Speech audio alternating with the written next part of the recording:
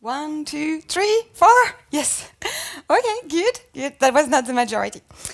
And it's understandable because conflict, they bring a lot of emotions to the surface. And we don't really like dealing with emotion usually. And you have to deal with your own emotion, and very often you also have to deal with the emotion of other people. And that's tough. And worst of all, conflicts makes you feel vulnerable. Conflicts come from the word confligere, it's a Latin word, and it means to strike or hit together. So when you are vulnerable, you don't really want to be punched in the face, right? You want to be comforted. So it's very, very natural to avoid it. So people usually avoid it, especially in the workplace. But I'm going to ask you a question. What are the conflicts that you regret the most? If you think back, try to figure out one conflict that maybe you regret. I have plenty, but for me, they all come down to one thing. The conflicts that I regret are the ones I did not tackle, or the one I tackled too late. But the ones that ended up badly, because some did, I don't really regret them, because I know that if I had stayed silent, it would have hurt more. But I wish that I could have approached them differently, though, be better prepared, come in with a different mindset. So today, I'm going to give you a couple of practical tips to be more prepared. And I want to inspire you to take a good fight more often. I'm Marion. I'm engineering manager and product manager at Fin.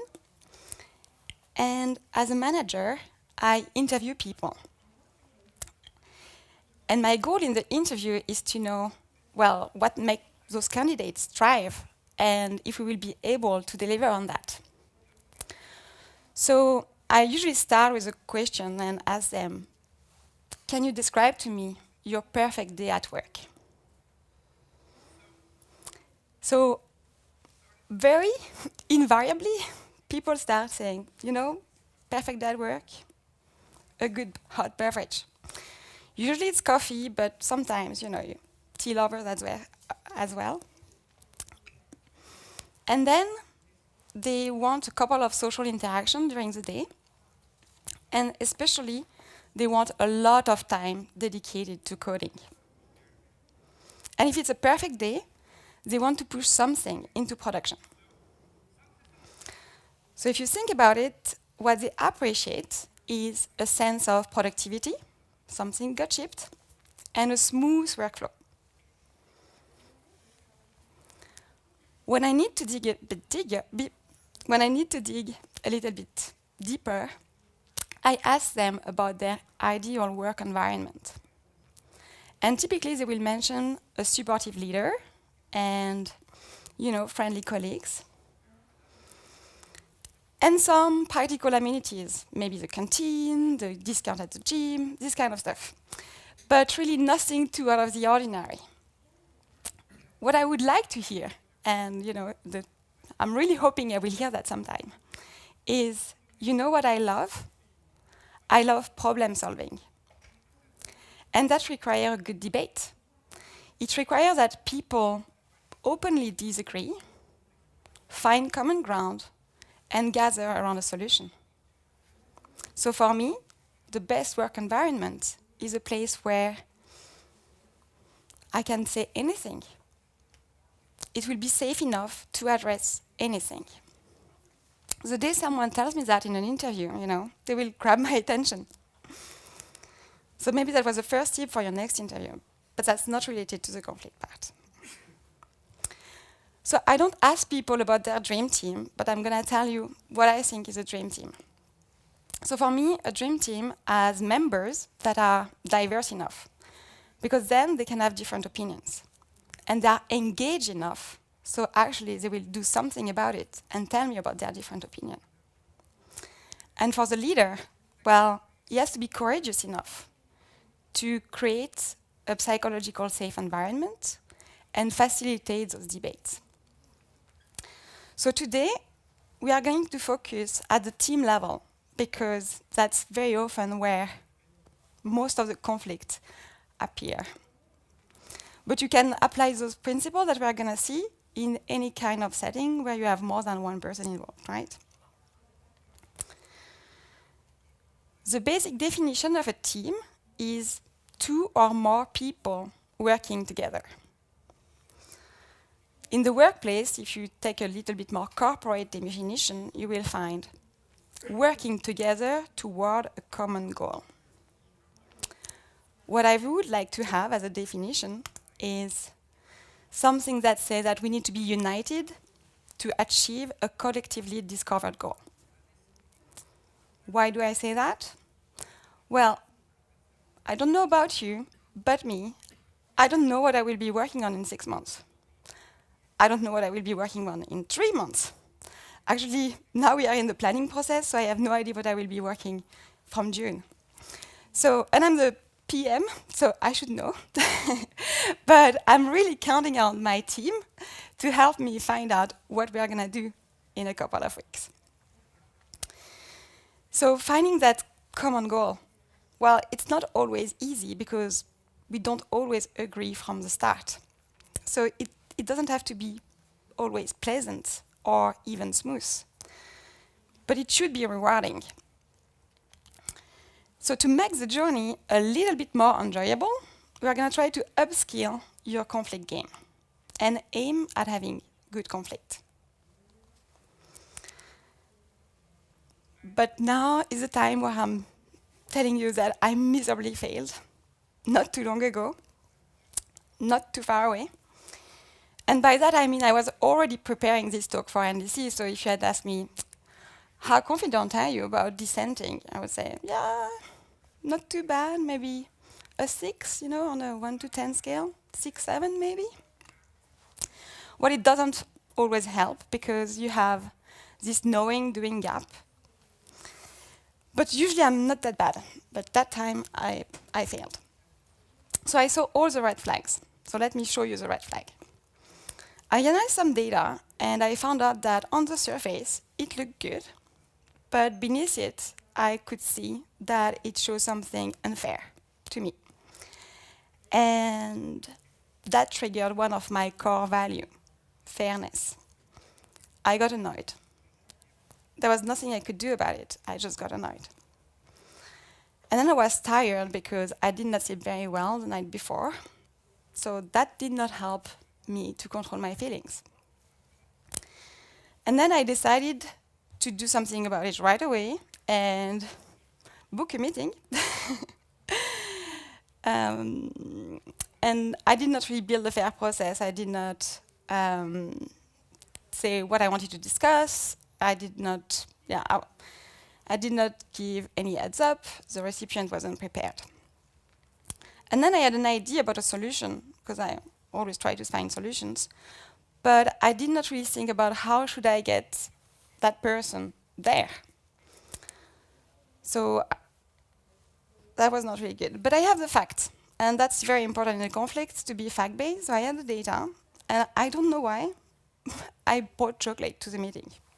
Like, you can never go wrong with chocolate. That's what I thought, I guess. But I was definitely not in the right emotional state. I did not set a fair process, and I did not reflect what should be the goal of that conversation, really.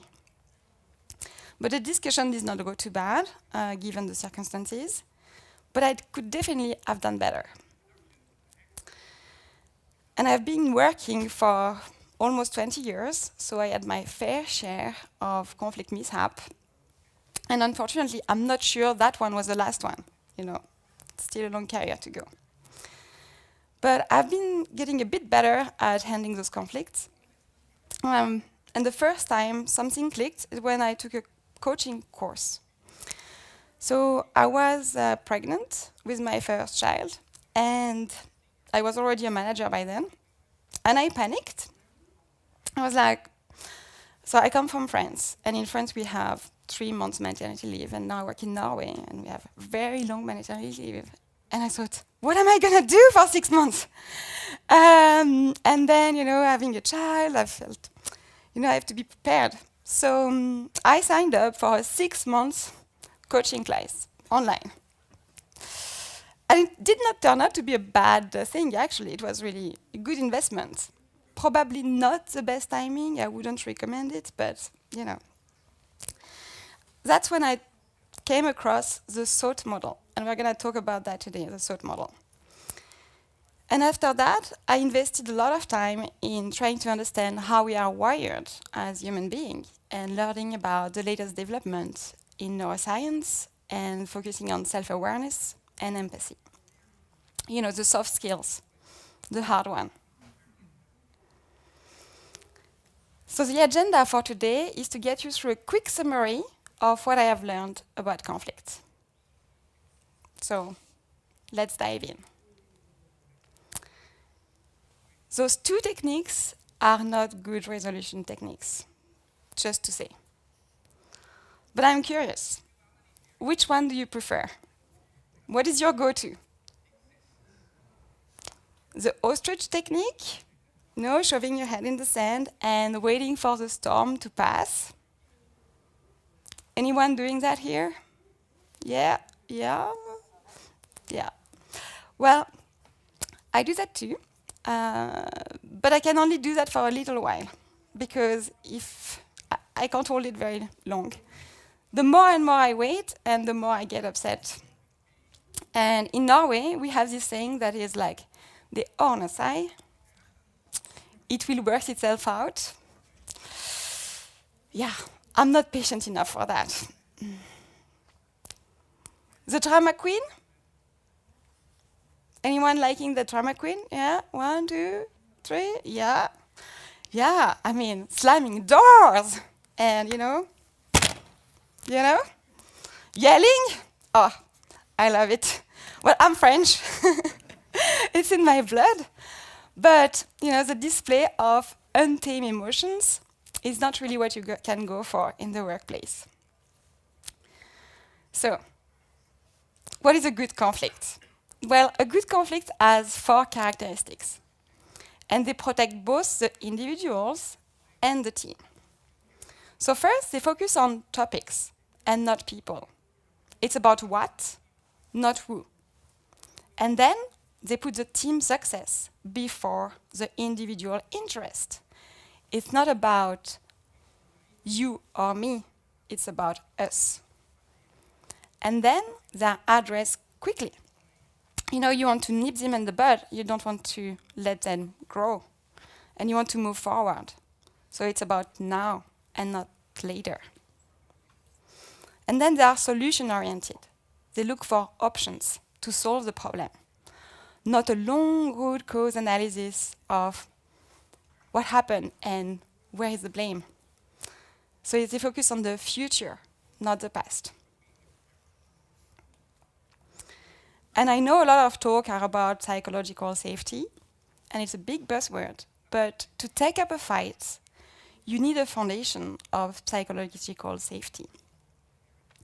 You cannot make yourself vulnerable and express your ideas, your concerns, or your mistakes if you are afraid that it will be held against you.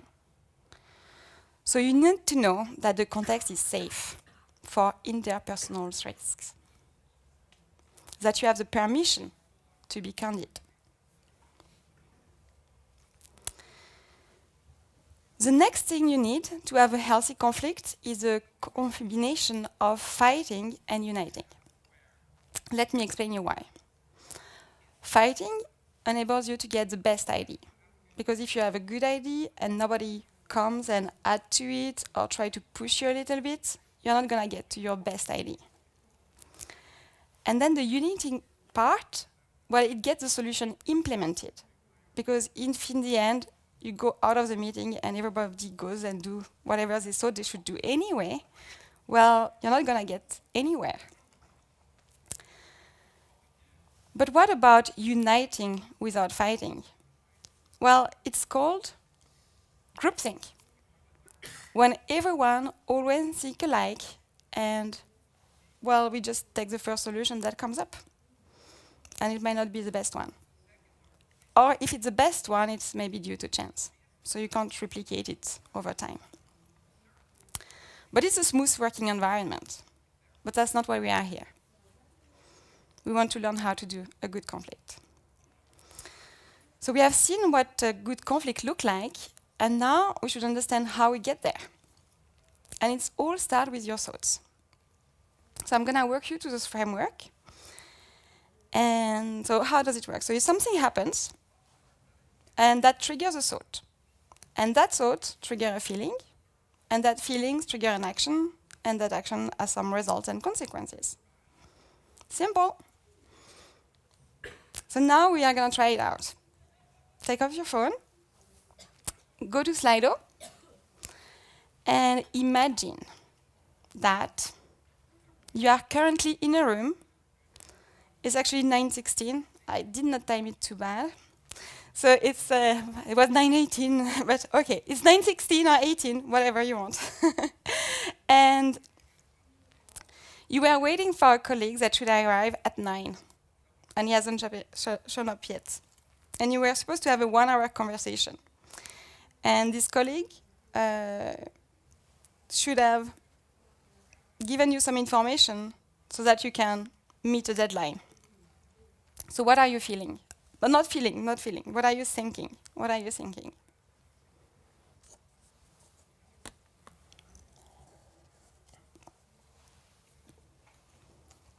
Is it a single word? No, you can have sentences. And you can have several thoughts, you know, when you meditate. I don't know if you've tried that, but you know, there's like always thoughts that come 1, 2, 3, 4, 5 very, very quickly. So as many as you want. And it's anonymous, so you know, hit me.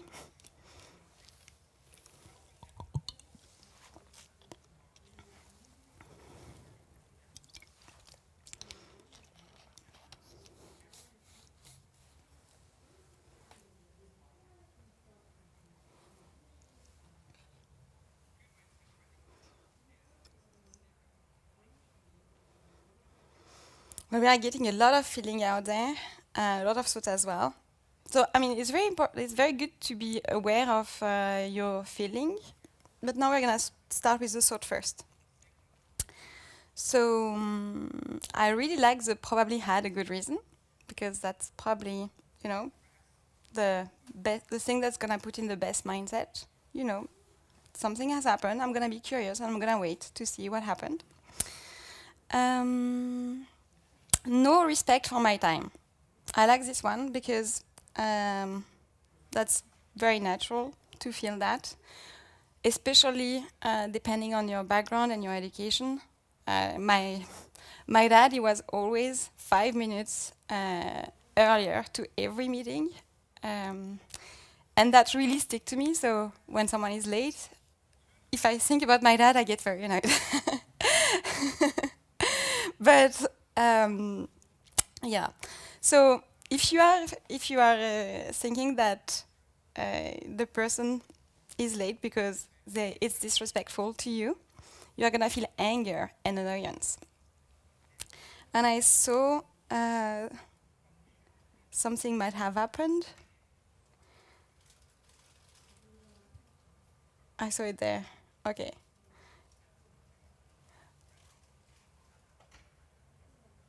Just a waste of time, yeah, of course. That's the same thing with trying to guess the reason. Yeah. Things happen, but he should have informed me about being late. I agree. And I'm not going to tell you that you shouldn't ask the question. But anyway, so if you think that something happened and you're a little bit stressed about if there was an accident, or if the person got healed, well, you're going to be worried. That's the main feeling that you are going to feel.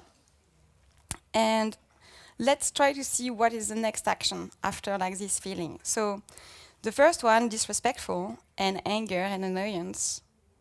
What do you do when you meet the person coming in the room at 9:18? Well, you don't smile. I mean, I don't know, maybe you fake it, but I'm not sure you're gonna smile. So you're probably gonna get a phone and then you're maybe gonna question it, like, so why? Why? Why didn't you tell me, you know? And well, you're doing the root cause analysis of the problem. If you were worried, well, the first thing you're gonna feel is relief. You're like, maybe you're gonna smile because, you know, when we feel relief, we smile. And that's a much better start to that conversation. But anyway, you should not try to assume too much, because there is plenty of reasons and good reasons for what happened. But you should focus on those 42 minutes that you have left of that meeting and get to get the information that you needed. So what's really important is to think about the consequences of your thoughts and your feeling for your action. So we are going to deep dive in each part of the framework and see what may interfere with this good conflict resolution. And we are going to start with what interferes with our thoughts. And that's bias and tension. And there are many biases. And thinking that you are not biased is actually a bias. It's called the self-assessment bias. And we have already talked about groupthink, when everyone thinks alike, and you have this pressure for conformity.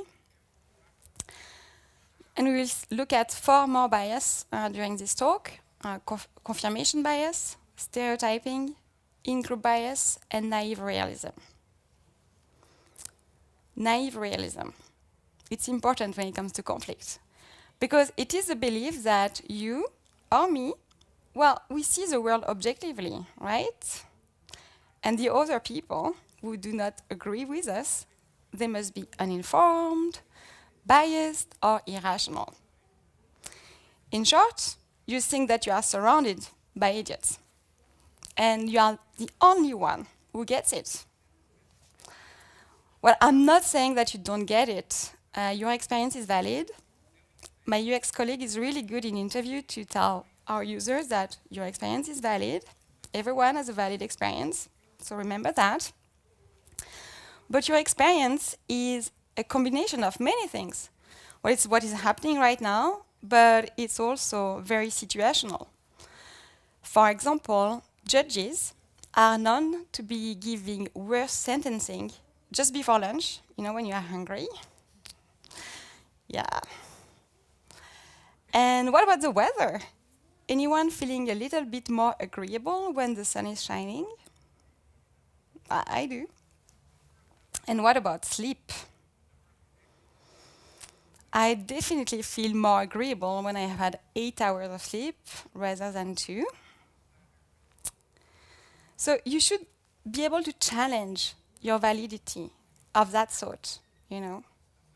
You should be wondering, would I have reacted the same way if the sun was shining, I just had a really good meal, and I had my 8 hours sleep? So think about the situation you are in, right, when you go into that conflict. And remember, other people have also valid experiences.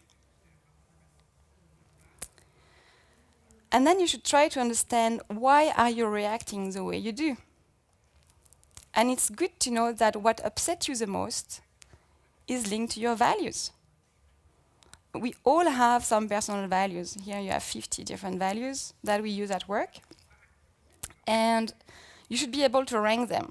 So me, I rank them this way: fairness on top, respect, honesty. And then there is all the rest. And nothing will upset me more than something that has to do with fairness. It just makes my gut boil. So it is very dependent on what is important to you, basically. And why is that? It's because when someone attacks or pushes something that is important for us, it threatens our identity, and we react very strongly. So we saw that the importance will increase the level of tension in the conflict, but the interdependence will also have an effect. So no matter how important the subject is for you, if you have to agree with many people, the tension will rise. and it's because it threatens your autonomy. So a good example of that in the workplace is when to have a meeting. Because it's very important for you. You have your flow, you have the time where you really want to have your focus time dedicated to do what you want to do, and you don't really like people to go on to that time. But it's also very interdependent because you need to gather everyone for that meeting. So you are kind of increasing the level of tension. And finally, tension is multiplied by how much you think you know. The experts, they have to be right. So when you threaten someone, authority or status, the tension rises. And you have to remember that knowledge decreases over time. And yesterday there was another talk who talked about the developer's knowledge, and there was 2 to 3 years. That was the half-life of that knowledge. So it's always good to check that, well, first you are not having an overgrown ego, and also realize that the ideas, you have to look at new ideas, and you don't always have that expert status, always, on many things. So to avoid to start up with your thoughts that will hijack a good conflict, you should be self-aware, conscious of your bias, and know how you react to threat to your ego. So now let's look at the next step, feelings, and see how you can manage your emotions better to respond better in the conflict. So the first thing that literally hijack your thoughts in a conflict is the amygdala hijack. The amygdala is responsible for processing our emotion. And when it detects extreme fear, it takes the control of your response. So it bypasses the prefrontal cortex, which usually does that. It helps you have your rational thinking, decision making. That's where it usually happens.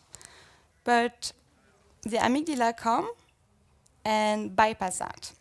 And it makes you react in fight, flight, or freeze. And if you go into fight mode in a conflict, you may start yelling and say things that you might regret later.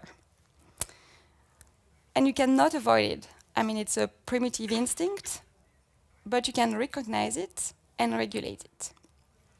So the signs are elevated heart rate. You feel your heart beating. Sometimes you can even hear it. And then you have your hands get sweaty, and then you feel also that you are starting to have some perspiration. So it's not very pleasant, but you can recognize it. And the good news is that it's very easy to regulate. It takes only 6 seconds to calm down. And it's available to everyone. It's just deep breathing,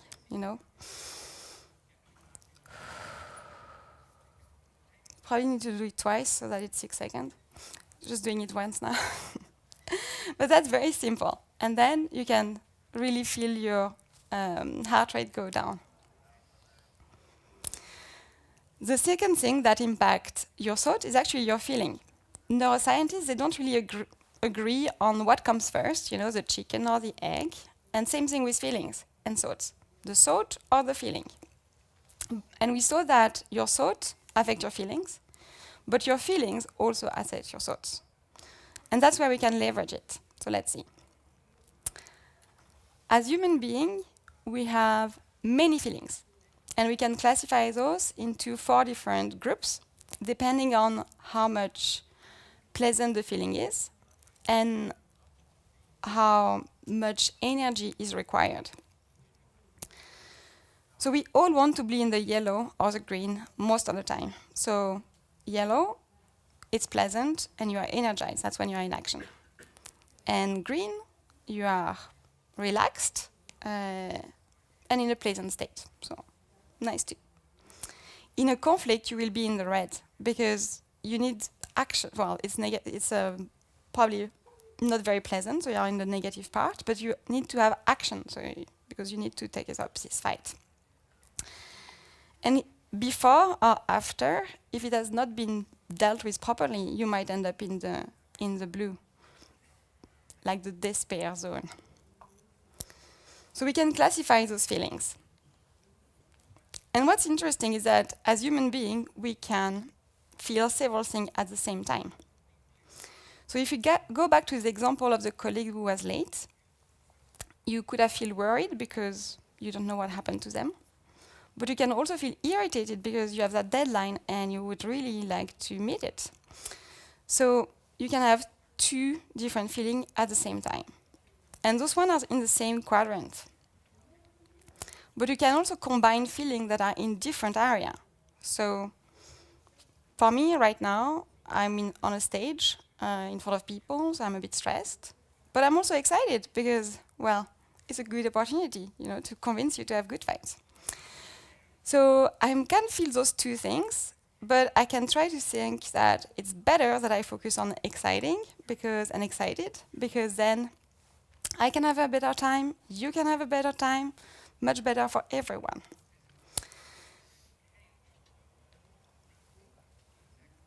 So managing your feelings starts with recognizing and labeling your feeling. So we're going to look at different levels of irritation. And it starts from peeved, and we're going to go all the way up to enraged. So to be honest, I did not know what peeved meant. So I would not have been able to label it. So I Google translated it. So peeved means irrité in French. Irritated in English. Well, I think so. Well, actually, I got the answer. So basically, thank you, Google. You just give me the right to overreact. Yes. And then I checked if my Norwegian colleagues were in the same case, and they are as well. So labeling is difficult because you don't always have the vocabulary. So it's quite important to realize that there's a lot of feelings. There is 100 in this matrix. It's 100 feelings. So it's good to have an understanding that there is some variation. And also, when you're in a conflict, I usually don't take up that map and they're like, what do I feel now? Like irritated or angry? Oh, not sure. So, but actually, you should do that. You should take a little bit of a pause and think, what am I feeling? And a lot of people did when we did this Slido exercise. A lot of us are like irritated. So we usually know what we are feeling. We don't often do it actively. Search, what am I feeling? But you should. So we learn to react in certain ways for different feelings, and it's deeply cultural. So I'm French, so there is a lot of body language, and I'm going to try to show you what I do or what is a natural response for me for the different type of feeling. So as I told you, I did not know peeved, so I'm not sure I had a response to that. But actually yesterday I discussed it with a colleague, and he told me, but Marion, in France, I know what you do. I was like, okay, tell me. And then he was like, well, when people are peeved, they do like, very, very subtle. That little sign of disagreement, like, I wouldn't have done it this way, but if you think that's the best way, okay. Yeah. The next level, irritated. So here also it's very French. It's like, yeah, okay. All right, one more. Angry.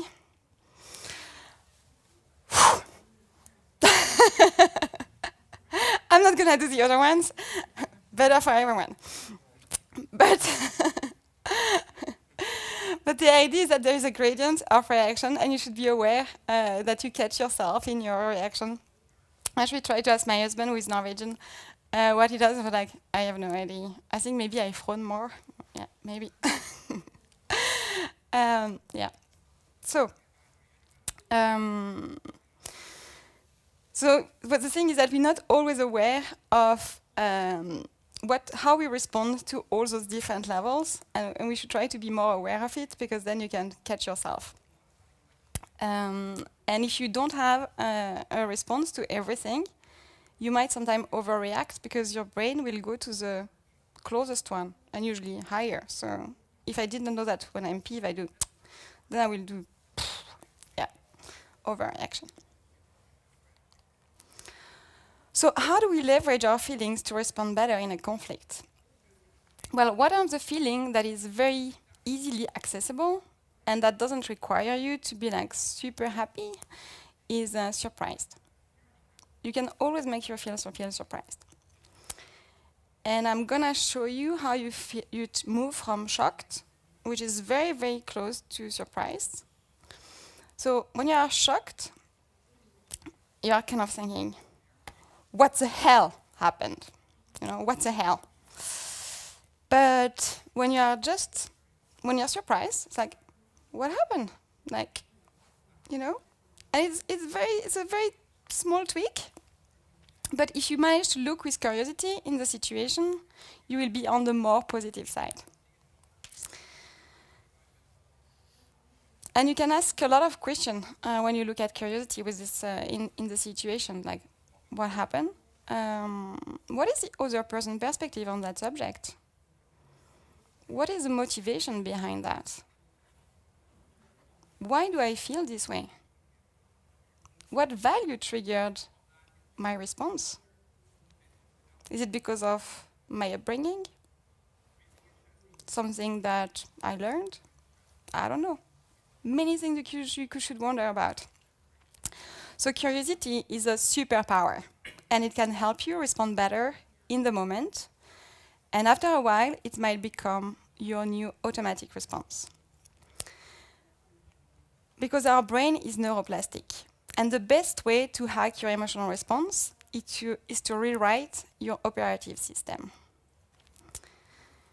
The brain is neuroplastic and it can be rewritten. It's actually rewritten every day.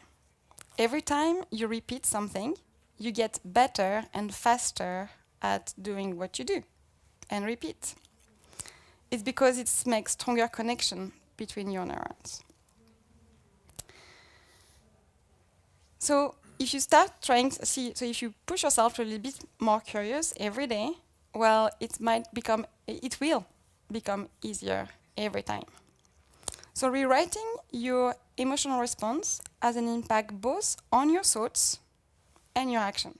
Because as we saw in the model, if you have that feeling, you're gonna react differently.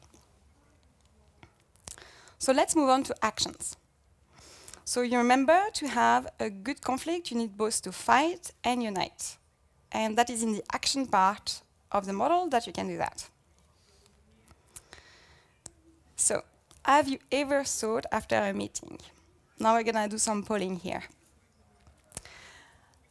I didn't know that we were going to discuss that in the meeting, and I didn't have time to reflect, and I never managed to say my important argument because I forgot it. Like, I didn't have time to reflect. So not being aware of what was going to be discussed and not feeling prepared enough. Anyone?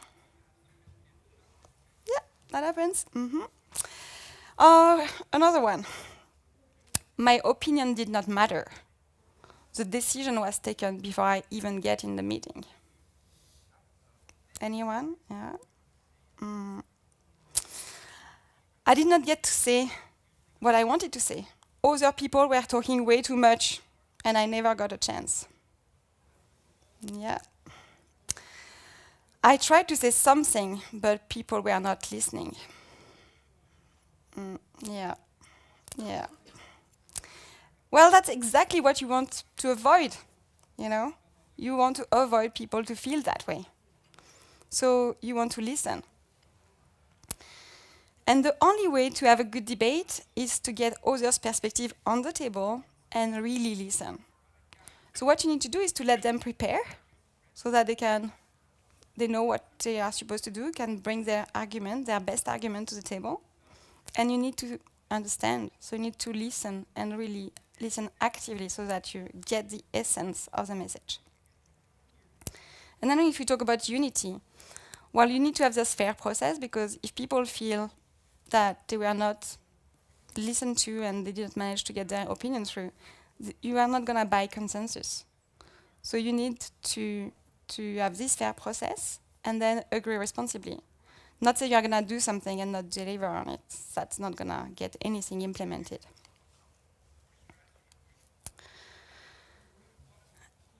And now you are looking at this and you're like, yeah, I'm prepared and I can do better, but yeah, there's also other people. So you also need to have other people to go into the same mindset when you go into that meeting.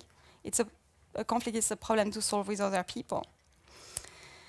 And that it means that all of you need to agree that you go into that with a mindset of learning from each other and listening to each other and solve it together. Because one person not wanting to solve it might derail the whole process. So if the process is set correctly, the next pitfall is communication.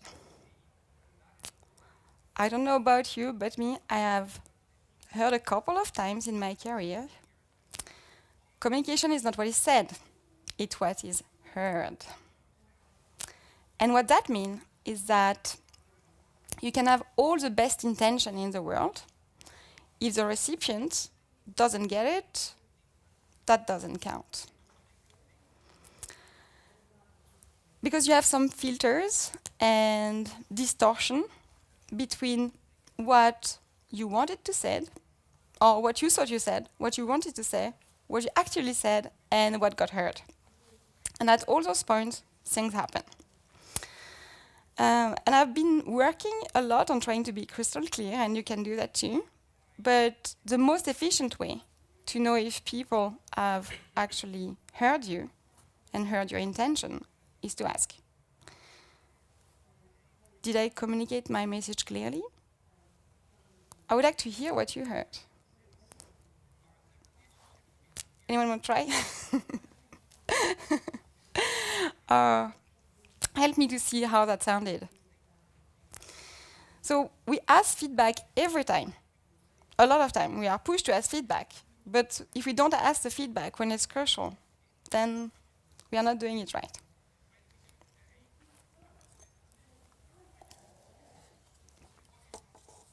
One of the filters or distortion that happen in communication is due to our bias. So I'm going to make a parenthesis about bias and stereotyping, and most precisely about gender bias. Because there are some differences in expectations and dynamic in the communication between genders, and within genders as well. And that's deeply rooted from our childhood and upbringing. For example, we consciously or unconsciously expect women to be less assertive and direct than men. And don't tell me you are not biased. A report from the UN from 2020 says that 90% of the population is biased against women. And I said population, I did not say men. It's 91% of men and 86% of women that are biased against women. So the question is not, are you biased? Because the answer is probably. The question are you aware of it? And what do you do about it? Because that means that the same message being said by different people resonate differently with you. But there is a good tip for you to do something about it, is to do a flip test. So just think about how would I have reacted if Steve had said it. I hope there is no Steve here. No, safe. So you do this flip test and you think, okay, would I think the same way? And if you're not sure, you can take someone that has a little bit more power than you, your CTO. If the CTO is female, you can go to the next level, the CEO. And if the CEO is female, well, I would like to know where you work. But you can always take your best tech guru, And if she's female too, well, you don't have to do the flip test. But else do it, please. And this applies to other aspects of diversity. The truth is, we trust people who look like us more than others. And that is called the in-group bias. So when you listen in a conflict to some opinion that is really, really different from yours, because that's what we are talking about, it's like someone is saying something that is very different from what you said before. Well, you need to think, am I reacting because the person is saying it? And how would I have reacted if someone else that looked like me had said it? A last thing about communication. Be careful in discussing this issue, that the conflict, with other people. Because it's normal to think empathy from others, and I'm not going to say don't talk about it, because I think you should talk about it, but just be mindful about who. As I introduced earlier, the brain is neuroplastic. And the more you relieve your feelings, the more it strengthens the associated neural pathways. And it's easier for you to get angry the next time. So if you gossip with one person, you gossip with another person, every time you're like, oh, more and more, so you go from peeved to, to irritated to furious very quickly. In addition, bad office culture spreads, and discussing other people and conflicts build a culture of gossips, and that's definitely not healthy. So depending on the topic, you really need to find the right person to get that support, someone that will be able to acknowledge your feelings, but also help you to see other people's perspective. And that's not always the same person every time. I mean, sometimes it could be a friend, sometimes it's a colleague, sometimes it's your manager, sometimes it's HR, employee representative, you name it, plenty of people. But not the one that is always going to say, yeah, you are completely right. No, that's not the right way to go about it. So don't gossip. Find help, but don't gossip. So every action you take should aim at unifying around a solution. So you should build a fair process and adapt your mindset to support your actions. Last part of our framework, the results. What are the results you want to have? So we discussed it earlier. In a team, what you want to be able to do is to find that collectively discovered goal. And you should keep that in mind. What is your goal? I'm pretty sure it's not to have a bad atmosphere at work for the next couple of weeks or even months. You're after this collectively discovered outcome. So you should go into that discussion thinking that you will learn something and that you probably need to compromise. So you have to bring up your negotiation game. What is at stake? What do you want? What is the minimum you can accept? What can you let go of? And what can other people let go of? And what can other people not let go of? So you have to aim at finding the solution that benefits both parties.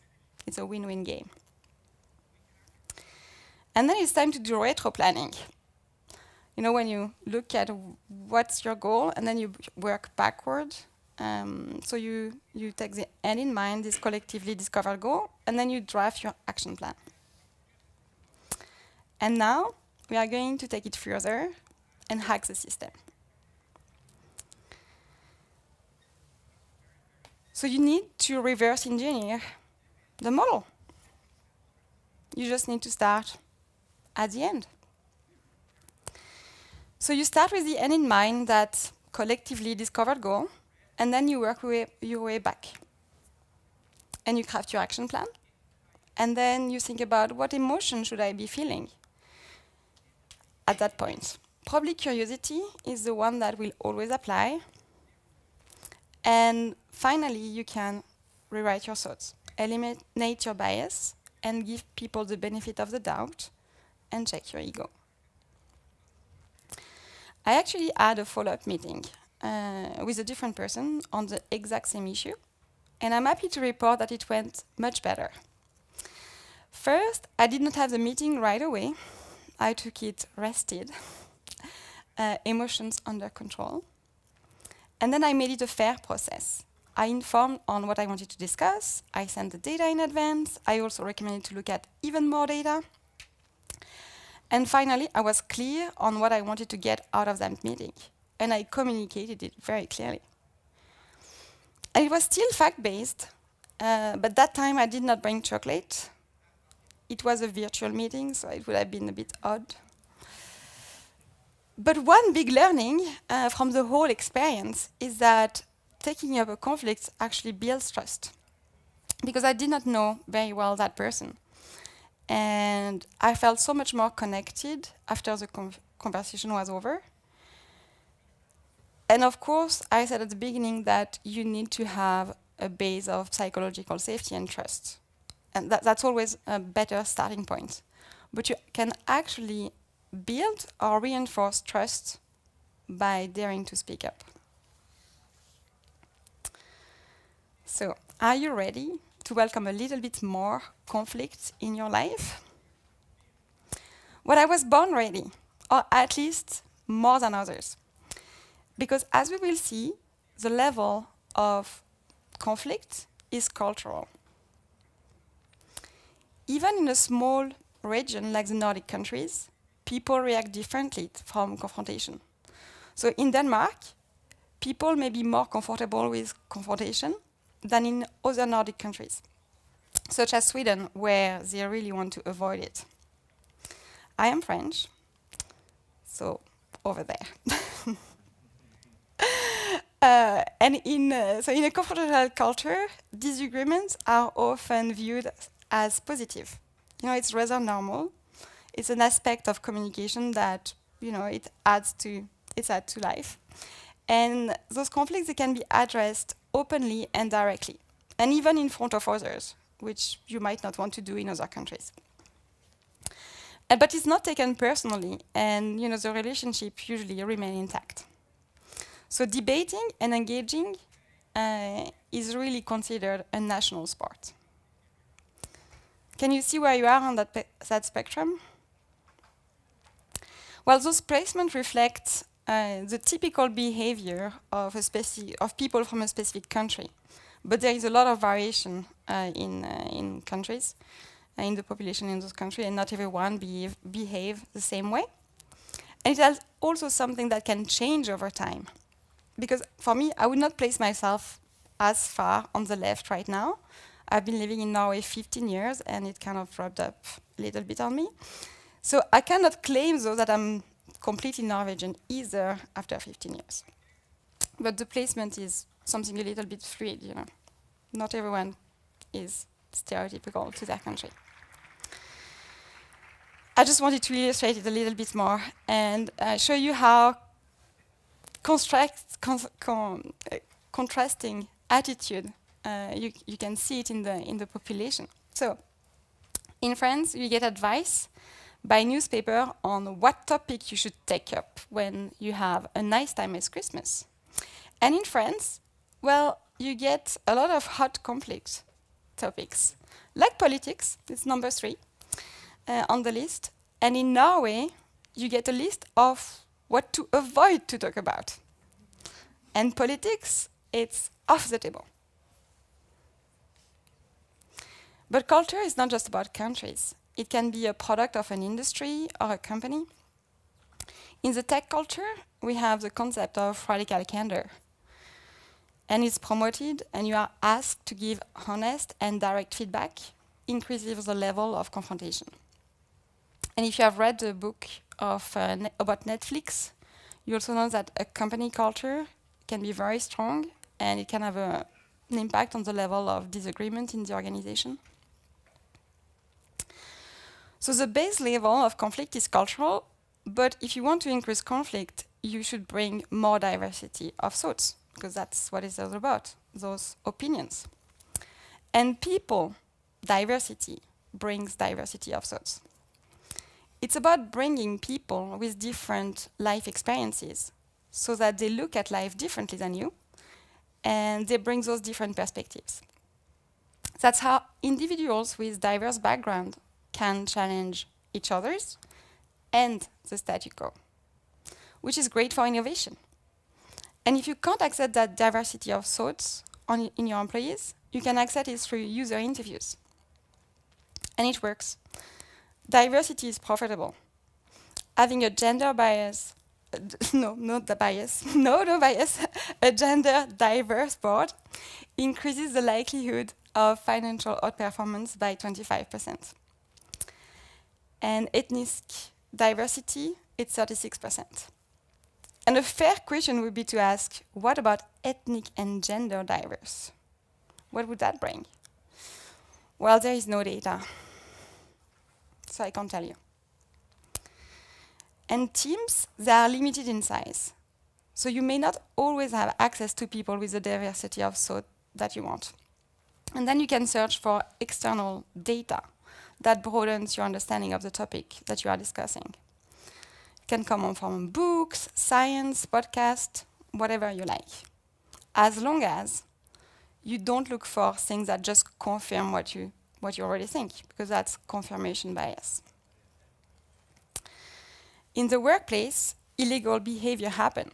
16% of the workers in Norway witness illegal behavior in the workplace every year. And those cases are not up for debate. There is a process for that. It's called whistleblowing. So everything we discussed today does not apply for illegal activities such as stealing, bullying, and discrimination. Except that you can talk about everything and have a good fight. So I really hope I inspired you to welcome a bit more positive conflict in your life, at least at work, and that you can see it as an opportunity for growth, both at the personal level, but also as a catalyst for innovation and economic growth. Are you ready to take good fight more often? Just to recap, to become better at conflict, I won't dare say perfect. Remember to build trust, be self-aware, run a fair process, and invite diversity of thought. Just be curious. It does wonder. Apologize when you mess up, and you can always bring chocolate. Thank you.